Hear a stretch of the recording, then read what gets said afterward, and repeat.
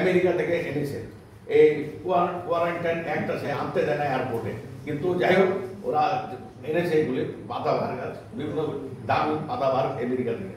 ওই পাতাবাহারের মধ্যে ওই যে সাদা মাছি এক ধরনের আছে, এগুলি ছিল। আনার পরে প্রথম ক্যানোলাতে আক্রান্ত হলো, ক্যানোলা থেকে এখন ভারতবর্ষের তো ফিরতে যাবে। জাস্ট চিন্তা করেন, এইভাবে ক্লিন কাল্টিভেশন যদি না হয়, ক্লিন কাল্টিভেশন যদি না হয়, পরিষ্কার পরিচ্ছন্নভাবে জমি রাখতে হবে।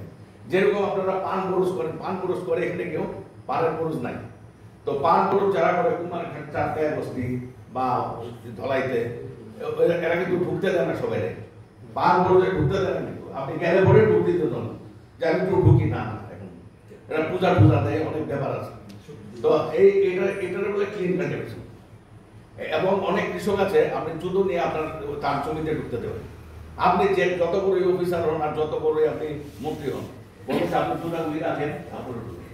এই সারের এলাকায় আমাদের মাননীয় কৃষিমন্ত্রী এলাকা একজন কৃষক ছিল, মলয় দেব, উনি ভালো হাইব্রিড টমেটো করতো।